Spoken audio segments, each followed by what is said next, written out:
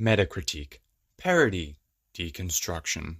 All words and phrases I'm sure you're sick of hearing. With every other project being greenlit that's usually part of an already existing franchise being one of these concepts, they end up oversaturating the market so much it ironically strengthens the sentiment they're trying to tear down, or at the very least creating a new one that absolutely no one likes, or very few people like. Such is not the case with today's movie, built on a franchise that was already meta and parodying horror long before it became cool and hip.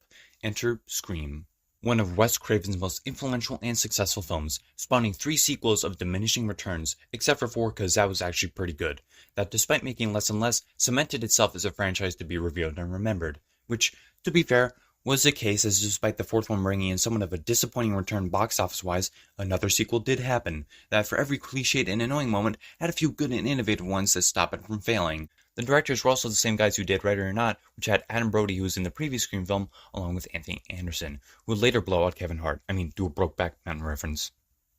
Same thing. The film begins with Tara Carpenter, an obvious reference to John Carpenter, who did The Thing, They Live, Halloween 1 and 2 among many classics. She's just hanging around before getting a call, with it starting normal before asking the titular question. What's your favorite scary movie? It's all very clear where this should be going, but hold on to your horses, because while most of this beginning is very similar, they do something different. In the meantime, you can enjoy the usual tropes of the Scream opening scene, just, updated. She gets attacked and presumably killed, but later on it's shown she's okay, albeit in a hospital on a floor with cop stations, which is actually pretty smart. You take the normal opening and, besides already competently updating with them past 11 years, although maybe around 9 when it was filmed, you twist it on its head and make the famous actor survive and actually do stuff in the plot. Alright, I'm getting ahead of myself. The point is, this scene is actually good. Gold star movie. We meet our main character and Tara's sister, Sam. She's a boyfriend named Richie. Can you tell what his role will be later on? Anyway, she gets called by Wes, a very nice reference to Wes Craven, as I'm sure you can all tell, whose mother, Judy Hicks, was in Scream 4, so that's nice, a returning character. New ones are Amber, Chad himself, and his girlfriend, whose name I had to look up because she's the only one I forgot, Liv. Oh, and Mindy Meeks, who, along with Chad, are relatives of Randy Meeks from the first 2. Oh, and there's creepy guy Vince. He's very important. Sam and Richie head to a Woodsboro where the opening and other films took place, and some very important words are exchanged. You came? Of course I came. I've come. I am coming. Let them come. Very good movie. That was needed.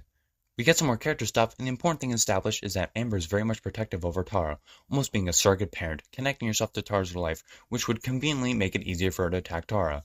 I'm not complaining, this is all very good, and I like it. Hell, we even get some characterization for Sam and how terrible her home life was along with Tara, along with her acting out, leaving the hole Amber tried to fill. Good job, movie. 2 gold stars. You want a real drink? Or you happy sitting at this kid's table? All right, hey, listen up. Ugly or Michael Myers. And just like that, this blank of a character comes back up. Vince has literally no purpose in the film and really serves as obvious kill fodder because the kill count without it would be the lowest in the series, or close to lowest. Yeah, he briefly hooked up with Liv, but there's nothing else to him, no interesting commentary on any group of people, toxic fans or traditionalists or anything really. But because he's pissing him off, it gives Chad a valid reason to be one of the suspects, and so when Vince goes out to decide to pee, strange things start happening. Can you guess what's gonna happen? Yeah, he dies.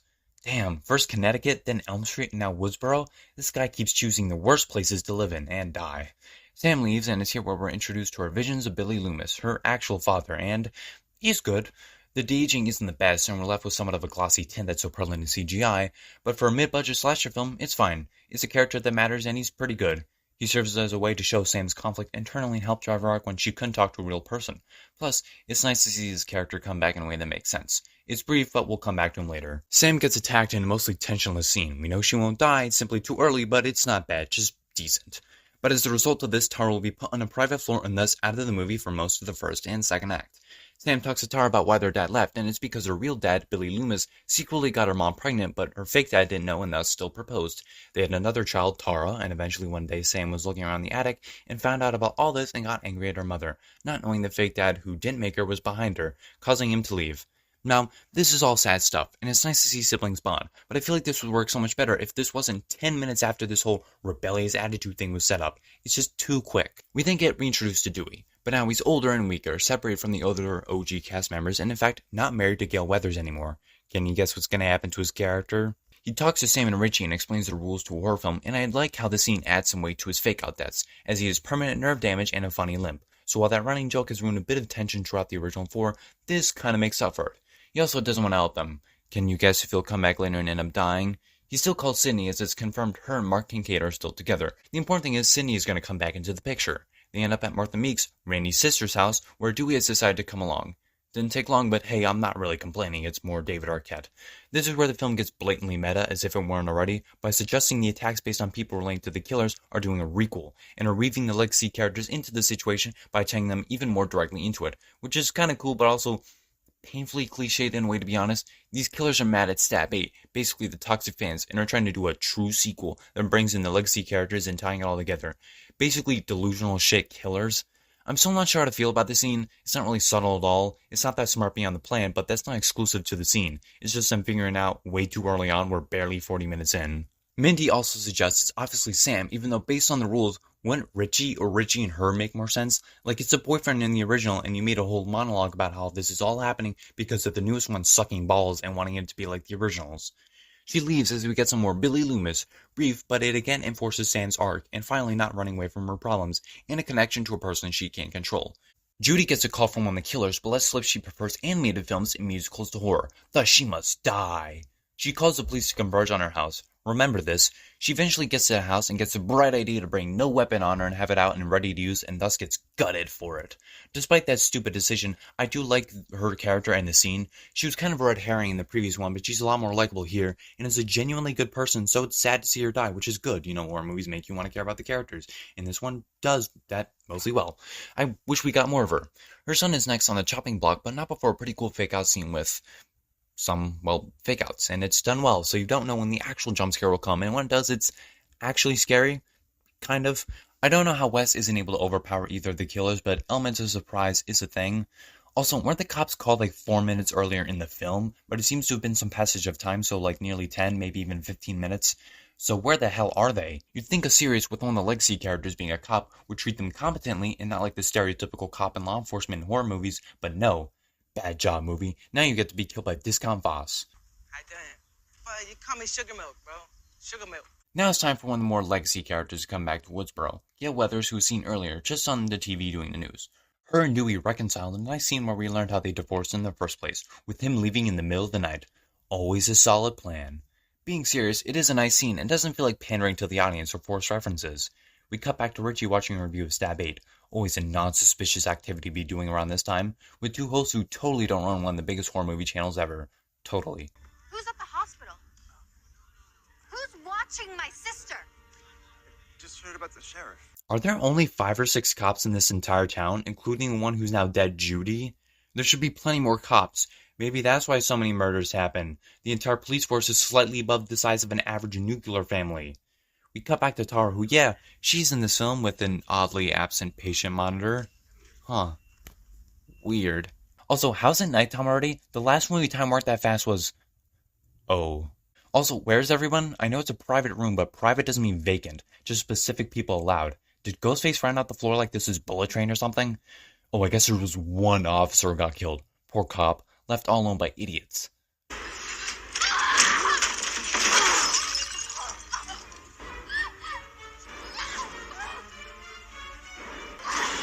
Huh. Forgot about this little Happy Wheels. Definitely better than the rest, though. Damn. Maybe it's because you're a selfish bitch who can't even make a decision to save the life of someone you love. Okay, I'd like to talk about this line for a bit and why I actually like it. So you know how in some Scream sequels, including this one, the killers are unfortunately a bit obvious? Well, I like this. To me, it confirms Amber did this attack in the first in an interesting way. I mean, this killer mentions how they'll go for the organs they missed last time, so that's one way they're connected, but here's another. Yes, Richie being out obviously tells you it's the other killer, but Amber's whole thing is that she's a part of Tara's life, trying to be a parent Sam never was, likely having some spite towards her because of this, i.e., someone who's too selfish to make a decision that actually saves someone she's supposed to love, Tara, instead of running out, just like said in the clip. Basically, reincorporation, so that's cool. So while she's betraying Tara by not being a suitable parental figure, using that factor to advantage to easily attack her, she wants to twist a knife in a way that makes Sam feel even worse, and in retrospect, and upon looking back at this whole event, her fault in a cool way of setup and payoff in a subtle way.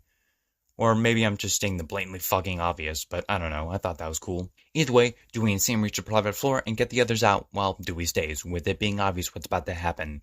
He goes to shoot the killer but gets distracted with the call and pays the price, getting brutally stabbed several times in a real sad scene.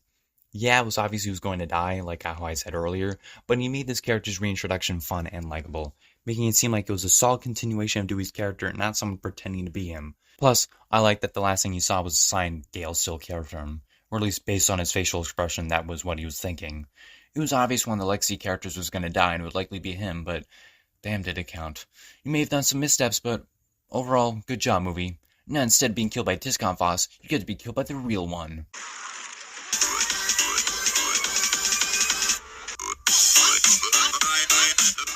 So guys, we did it. We reached 250,000 subscribers, 250,000 subscribers, and still growing. Anyways, let's get back on track.